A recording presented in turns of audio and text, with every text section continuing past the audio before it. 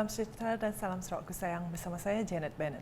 Tumpuan berita Gereja St. Nicholas Bandar Baru Semariang telah menerima peruntukan khas unit hal ehwal agama-agama lain Unifor sebanyak 1.5 juta ringgit bagi membaik pulih hakisan berpunca daripada tebingan sungai bersebelahan gereja tersebut.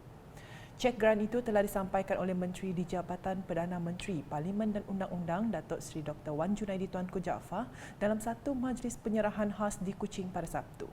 Datuk Seri Dr. Wan Junaidi dalam ucapannya berkata, beliau sejak awal lagi sudah menjangkakan sungai tersebut akan mendatangkan kesan yang negatif kepada gereja itu.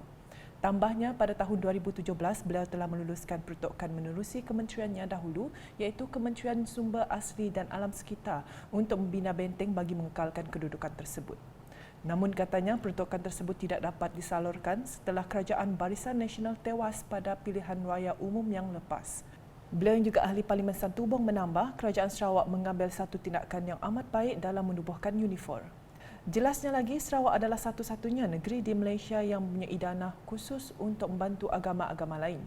Dengan itu katanya, kerajaan negeri khususnya di bawah kepimpinan Premier Sarawak, Datuk Patinggi Tan Sri Dr. Abang Abdul Rahman Zuhari Ternata Abang Openg adalah kerajaan yang amat peka kepada keperluan masyarakat berbagai agama dan bangsa di Sarawak.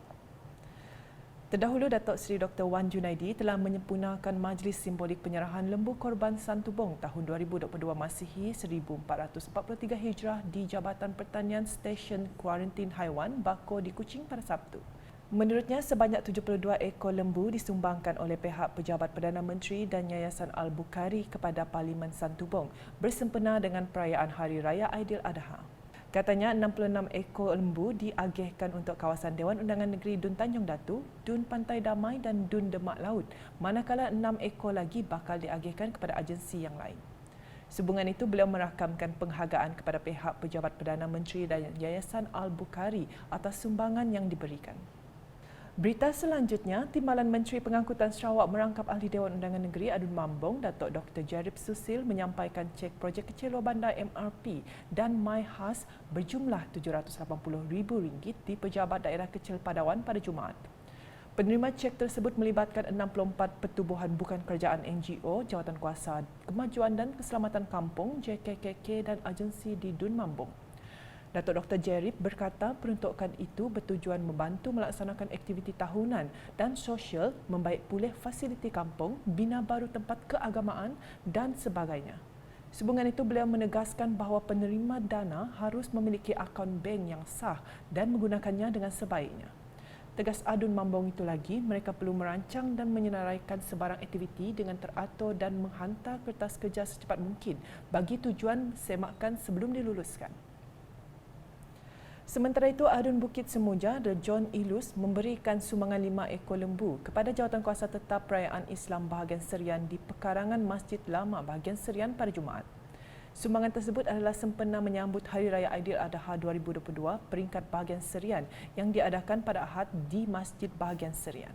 Dianggarkan seramai 360 orang golongan asnaf menerima pengagihan daging itu yang akan disampaikan oleh ketua kampung masing-masing. Selain itu, pengerusi Masjid Bahagian Serian Muhammad Adha berkata, pihak masjid turut menerima sumbangan khas daripada Duta Khas Perdana Menteri ke Asia Timur, Jepun, Republik Korea dan Taiwan merangkap Ahli Parlimen Serian Datuk Seri Dr. Richard Riyad Chaim bagi membeli 4 ekor lembu yang akan diagihkan kepada masjid dan surau di Serian. Laporan seterusnya, sebanyak 6 buah masjid dan surau termasuk sebuah pertubuhan bukan kerajaan NGO di kawasan Patingan mengambil bahagian dalam perarakan bertakbir 3.0 sempena Hari Raya Aidiladha 2022. Menurut pengerusi penganjur perarakan bertakbir 3.0 Zamhari Hashim, aktiviti itu bertujuan memberikan kesedaran kepada umat Islam tentang ertinya kurban. Katanya ini mengambil kira pengorbanan yang telah dilakukan Nabi seperti Nabi Ibrahim dan isterinya Siti Hajar serta anaknya Nabi Ismail. Awal-awal dalam khutbah ataupun taklimat itu tadi kita beritahulah bahawa itu bukannya pesta, itu adalah satu pendedahan kesedaran bagi kita untuk menghayati apa sebenarnya korban yang penting bagi kita.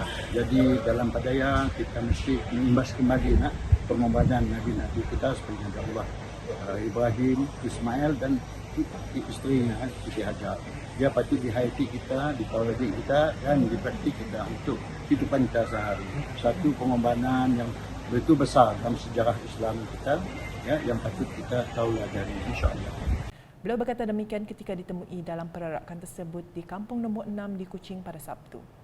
Kira-kira 720 peserta yang terdiri daripada penduduk kampung, masjid dan surau berhampiran serta NGO seperti Pertubuhan Anak Seni Bandar Shah Kuching PASBK serta Esko Parti Persaka Bumi Putera Bersatu PBB Satok mengikuti perarakan itu sejauh 36 km. Antara masjid dan surau yang terlibat ialah seperti tertera.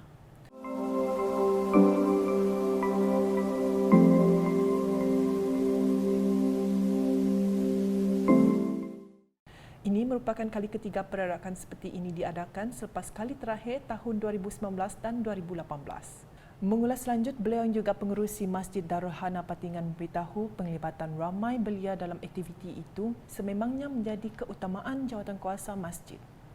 Memang program masjid itu awal-awal lagi telah melibatkan belia-belia kita untuk merapati masjid.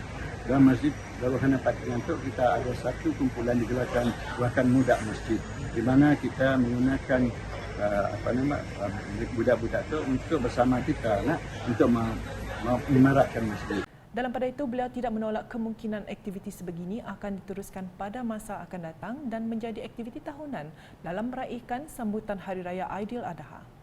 Turut diadakan cabutan bertuah dan persembahan nasyid serta penyampaian cenderahati kepada kontijen-kontijen yang mengambil bahagian.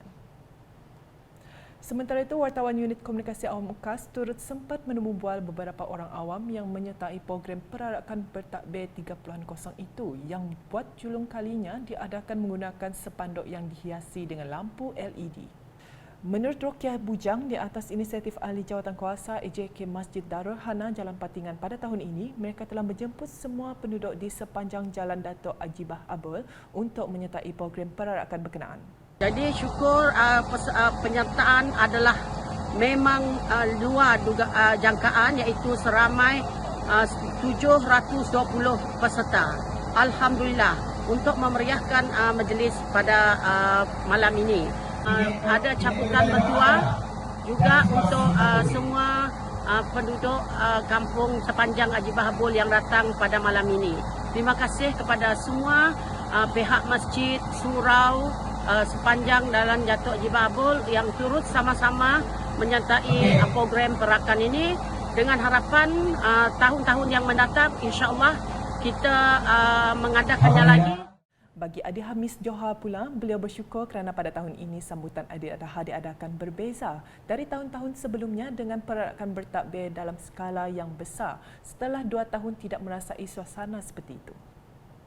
Syukur Alhamdulillah, kita dah hampir pulih lah daripada COVID-19.